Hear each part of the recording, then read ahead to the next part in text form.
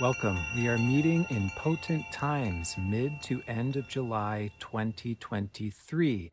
This period may be experienced something like an eclipse season portal, although there are no eclipses taking place. I will explain the mechanics and meaning, what and why. I hope that this video will be useful to you. If you do find that to be the case, if you thumbs up and share, that helps me out a great deal. And if you do have any questions about this material or going through a struggle in your own life, we are meeting in my community for our forthcoming Q&A, July 29th. And if you want to share your face and say hello, our next free community meeting takes place on the 23rd. Now, to open this Cancer new moon video, I want to highlight the importance of the moon, as there is an actual structure of consciousness that is reflected back to us from the solar system. And the moon is of utmost importance, being the closest celestial object to our Earth. The moon is our ego. It is our emotional, feeling-based center through which we are having and feeling experience. And what we see reflected through the water trinity in the zodiac is that moon, that Cancer sign, trines Scorpio Pluto, which is the soul and our evolutionary journey, trines Neptune and Pisces, which is our collective contribution back to the whole. So it is through our feeling-based experience that our soul evolves into its potential. Now, the moon's nodes are the points where the moon conjoins the plane of the ecliptic, and across the board, all branches of astrology has regarded the moon's nodes as the most important indicators that we have. This is because the moon's nodes in any person's birth chart is their evolutionary path. It will reflect their life in many ways. And collectively, in any moment of time, the moon's nodes is reflecting our whole species' collective evolution, as well as the experiences that we're collectively having at any given moment in time. The moon's nodes are referred to as the hands of fate, or you may have heard the dragon's head or tail, or Rahu Ketu. The point is, roughly 1.5 years, those moon's nodes, like the ticking hands on a clock, changes zodiac sign polarity. Similarly, our whole collective evolutionary direction shifts with the changing of the moon's nodes. So it will be this July 17th, the very day of our Cancer new moon. The moon's nodes will shift out of the Taurus-Scorpio polarity and enter into the Aries-Libra polarity. Because Pluto is squaring the moon's nodes simultaneously, this brings a very intense evolutionary fulcrum, as well as a reverberation we will digest and break apart in this video. But certainly what is highlighted through this unique signature of Pluto square the nodes being resolved through the South Node, as it simultaneously goes from Scorpio to Libra, is the need to reflect upon and review the complex and multi-layered past. Scorpio is deep. It is not as it appears on the surface. It is layered. It's complex. It has this anvil-like weight, this kernel that's fractal-like and holds so much. And as we unwind every layer, more dust and hidden pieces becomes exposed. Scorpio is sex. It's like the black hole of the soul. The more that we get into that black hole, the more that we realize there's so many dimensions, parts, and pieces there. So we're reviewing specifically Scorpio Libra cusp, relationships, soul contracts, how we do depend on one another for evolutionary purposes, how we do bump and create friction one another to catalyze our own soul healing and soul transformation. So Pluto at the last degree Capricorn brings up this theme and this need to confront the unnatural conditions, limitations, and modes of behavior that may have come from our parents, that may have been passed down from generation to generation. We're looking at ancestry.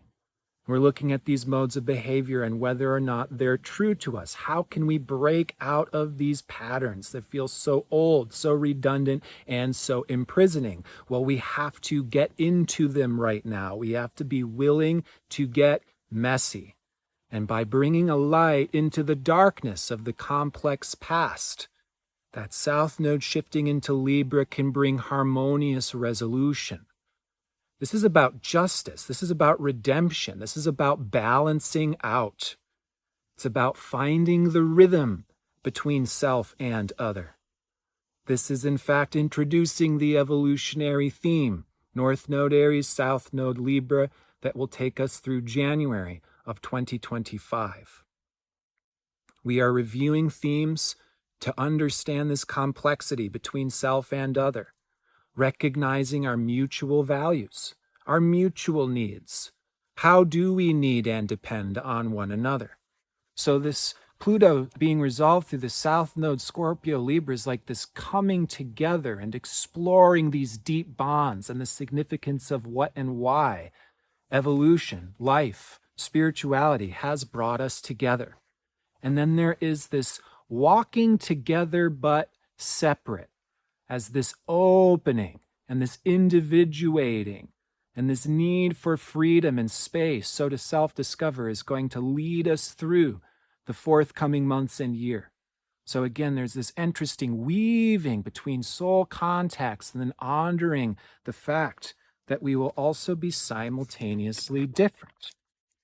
This is also the theme with Venus stationing retrograde the last degrees of Leo on the 22nd. The next day, Chiron stations retrograde in Aries. Now, this can very much depict a turning inward, as well as a questioning of what we value. We're going to be opening up a taste testing period, as we will discuss. And so we have differences, even amongst the people closest to us. And we'll come back to that in just a second. But here I want to also mention the North Node moving into Aries is ruled by Mars, who just entered Virgo on the 10th and will remain there through August 27th, bringing strict attention to our body, our health, and our physical needs. The theme is purification. How do we get on track to clear our life of this debris and bring in what we desire and what makes us feel motivated, on point, clear, strong? Mars will go opposite to Saturn July 20th, bringing again strict attention to the body. This is going to bring awareness to our health situation, potentially health crises, sexual blockages, where we may lack energy or motivation or physical support, is becoming illuminated, brought into our awareness, so we can build back our strength, our libido, our confidence, and gain support in our physicality, such as having a physical therapist, or a gym coach, or a sex intimacy partnership type of coach. Again, this is going to be introducing some of the Aries-Libra dichotomy between the need for support, connection, intimacy, relationship, and the need for space, freedom. The need for diversity remains a complex theme. We'll talk about with this Cancer new moon opposite to Pluto and Capricorn. This brings up the dynamics of the past, as we said, including the old school dynamic of the family unit, the nuclear family, which in olden days we were quite limited to. Now that situation's very much changing, but it used to be parents to kids, kids to parent, spouse to spouse. That was our whole life and our whole world. And in times like these, we can be seeing that that old limiting dynamic is going out of the window. We need more than just one or several souls to even understand ourselves and have an accurate self-reflection. Certainly, there's going to be so many different parts of ourself that will seek out communion and connection with the diversity of others.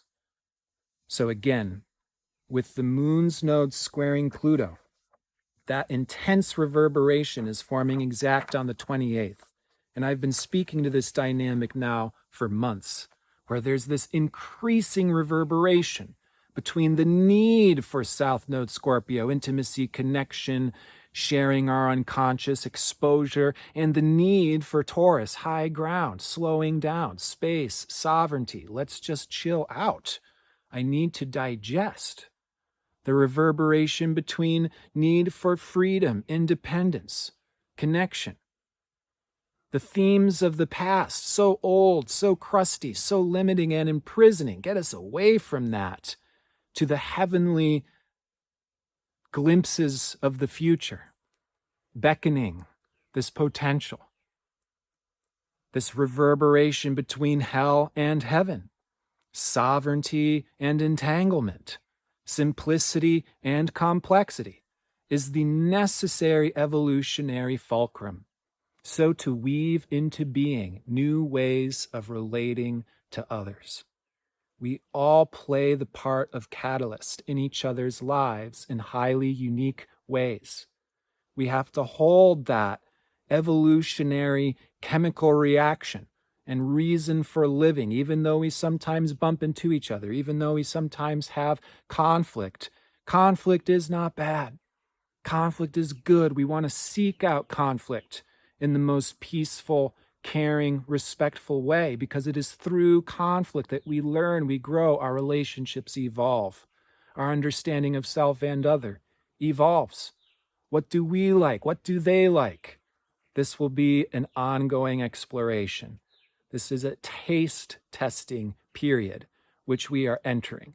And we're largely going to be developing and refining this sense of taste through a process of elimination. Venus stationing square to Uranus highlights a need for experimentation. As I mentioned, the new moon in Cancer on the 17th is opposite to Pluto. This is also going to bring up a tremendous period of review. Venus stationing retrograde goes inside. New moon in Cancer begins a month of self-reflection. There is this need to review the long outstanding past. That Pluto last degree Capricorn, ancestry, tradition, family, society, expectation, obligation. We're reviewing and reflecting. How has this formed our own self-image? How has this created standards of obligation? How has this allowed for us to create truly familial and caring connections? Do we feel safe? Are we able to show up in provocative and catalyzing ways, so to transform one another? We all do, and we all need the safety to do so respectfully. That's going to be a part of this exploration these next weeks, mid-July to mid-August. Today, in the last several days, 9th, 10th, 11th of July, Mercury's been opposite to that Pluto. So these days, and recently, it's critical feedback from others. It's investigative journalism. It's digging up and exposing the long hidden past, the ulterior motivations, what's really going on the surface. And this can be some catalyzing feedback that we're receiving from others. It can really take us into exploring, what are we all about? What are we passionate about? What are our interests? What are we talking about? What needs to be talked about? And this is, again, just opening a period. Again, this is feeling like an eclipse portal because eclipse portals happen when there's a new or full moon on the hands of fate. So right now, those hands of fate are going through this tick-tock, this evolutionary shift, and we're going to feel and experience that. This is really what brings up the past and the future, and it's like the furniture in the room gets changed around. The very purpose and direction of our life can be going through a significant shift and review. Again, this is coming from several different astronomical indications, including Venus stationing retrograde. And she stations at a rather potent place in the zodiac, forming a yod between Neptune and Pluto. And for those into astrology, we understand that the yod is one of the most intense and potent planetary configurations. It is a signature of mastery that involves a high degree of tension. It is a looming sense of imperfection or things not being quite right that calls us to make consistent adjustments. Venus is our sense of taste. It's our value. What holds value in our life? What is important to us? What is at the centerpiece of our life? What are we creating around that centerpiece? So this yod between Neptune in gibbous phase and Pluto in full phase, we can further break down the meaning of this yod. The gibbous phase quincunx to Neptune is this refining of ideals. It's like, what are our dreams? What are our goals? And is that even real? Is that practical? These fantasies, where do they come from? Are they authentic? Are they ours? Did they get conditioned from the collective? Is this something that was impressed upon us? And that brings to light the other quincunx to Pluto in the full phase, which is this penetrative insight into our deeper soul workings. It's like we got to understand, why do we have these fantasies, these dreams, these ideals? Again, how is it connected to our generations of traumas or conditioning or family ancestry? And this is all evoking a powerful reform. Pluto dipping back into Capricorn says it's time to refine and to finish tying the loose ends around societal reform. If we look back at 2020, it was a massive Pluto and Capricorn event that was generating this total societal reformation. We're looking at this. How are we forming these new directions? What are we passionate to do? And how can we offer what we're passionate about, our sense of taste, our authentic self-expression, Venus and Leo, our hearts, and how we're radiating our love? How can that be shared back to the collective, Neptune? So to change the expression of what actually matters in the world, Pluto in Capricorn. So this is about refining our values so that way we're actually stepping foot into a world and we're contributing what we love and what we cherish in an authentic way that honors our individual expression. There's so much honing and refining and honestly humility in simply accepting that this is our heart, this is our nature, this is what we love. And does the world have that already? And is that being provided? Or is that something that we can step up and do? As I often say in these videos, when we find our heart's authentic desire, that oftentimes is the work that we can only do. When we look at a birth chart and we see our strengths reflected back, we gain a clarity and understanding this is what I own. I used to get frustrated at other people because they couldn't match me. They couldn't meet me here. But now I realize that that's actually a unique quality. That's a gift. That's a skill set I've refined for lifetimes. So I hold something. I have something. It's valuable. It's a treasure. It's a gem. That's what we have the opportunity to really shape, refine, and discover through this incredibly dynamic reverberation between self and other, the need to get into the messy whirlpool of life and then get out. So to process and digest what that whirlpool is, so that way the next time we step back into that, we are all the more prepared, all the more protected, and furthermore, excited, determined, ready to take charge and lead with confidence, so to waypave our own unique direction through life, and not in a meaningless way, but like a star radiating in the sky. That star takes up space. That star radiates life. That star may be providing life on a planet like Earth in its own solar system, in its own galaxy. Similarly, we're finding and honoring that beauty of our uniqueness, as well as discovering how we can really own and embody that just like a star radiating its light truly inspires, uplifts, and touches the hearts of others. The new moon is always the beginning of a new cycle that sets the theme for the entire forthcoming month. So this Cancer new moon on July 17th, opposite to Pluto, indicates this forthcoming month of transforming our own self-identity. How do we care for or provide for our own self? How do we care for or provide for others? And who is our family? And where is their authentic safety?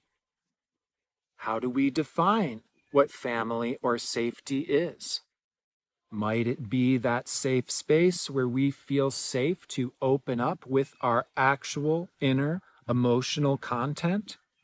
How can we create environments that allow us for increased self-connection and digestion of our emotional material? Again, honoring the ego as being the actual centerpiece through which evolution takes place by having emotional experience. It's all about feeling. It's about allowing that full spectrum of life, the good, the bad, and the ugly, the tragedy, to rip us open into this depth of self-discovery, understanding what is the purpose for our being here on this planet at this time. How can we increase the safety and provision of support? As I've spoken to many times in these streams of videos over the course of years, I call the zodiac sign of Cancer the most missing and needed medicine on the planet at this time. We're coming from thousands of years of religion damning the feminine, damning the ego. Put a smile on, suppress your feelings. This is not a safe environment to live in. Ideally, we have people around us that accept us for our weirdness, our wackiness, our changing seasons, our even quote-unquote instability, as being a very authentic human part of our life and experience. So because this has been a most missing and needed medicine, we are all called to provide more of this structure for safety, security, emotional processing. How do we grieve? How do we mourn? How do we create these spaces where people can show up when they need to and have the necessary balance and boundaries, so we're not just all giving and not just all being taken advantage of, as there tends to be takers and providers. And we all have to seek this Cancer Capricorn polarity in ourself. How to be a parent when we need to be a parent, how to be stern when we need to be stern, is just as necessary to provide the container for authentic security, for safety. If we don't have those hard boundaries, there is no softness. If we don't have those hard boundaries coming from knowing our own real life limits, how can we communicate those things to others in a way that allows for us to maintain our own equilibrium, our own softness, and our own caring?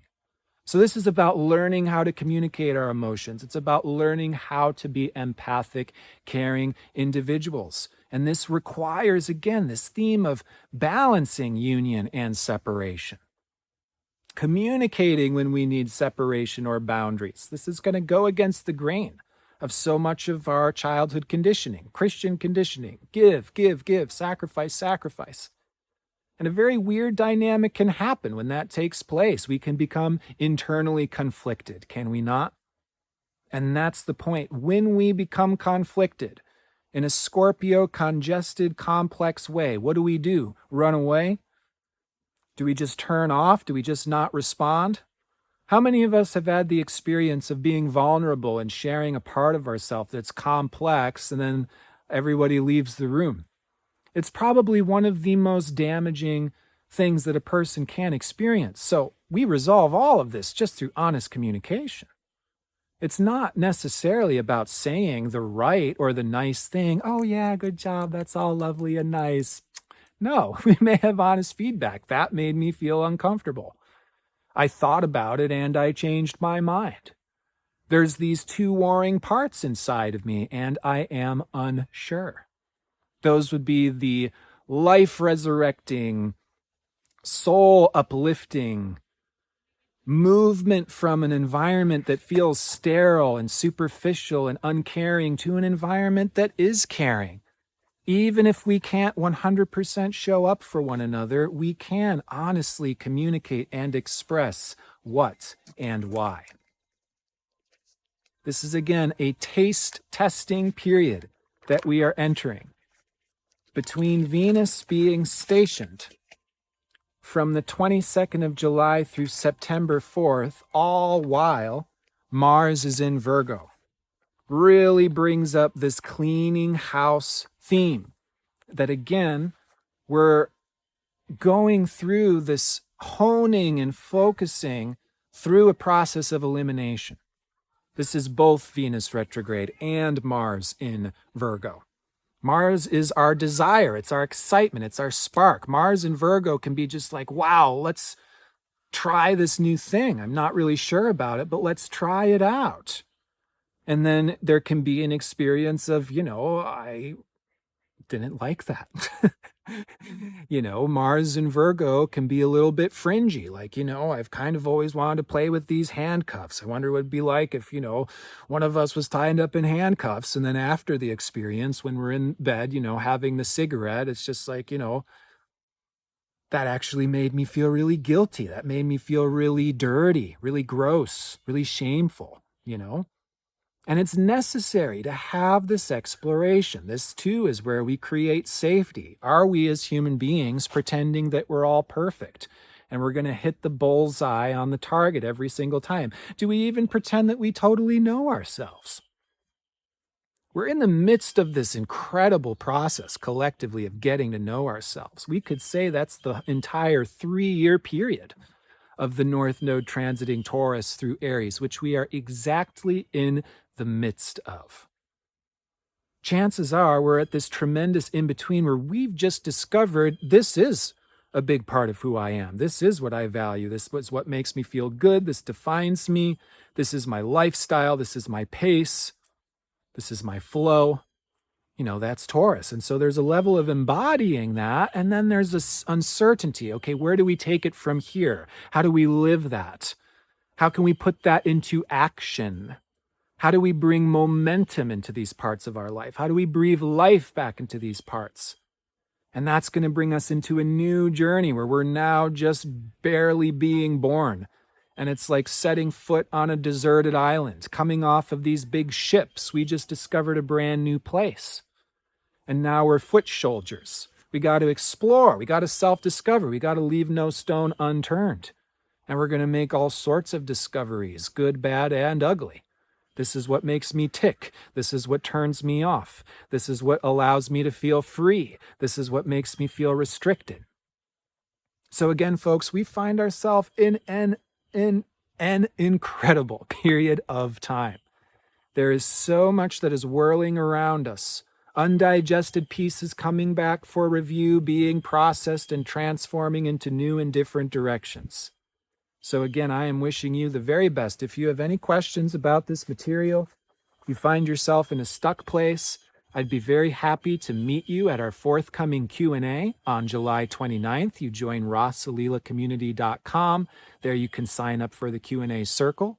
It is included in my Astro School. I am just today uploading the lesson on the square aspects. My goal is to provide a complete evolutionary astrology curriculum at a go-at-your-own-pace rate. The door is open. You can come and go as you decide.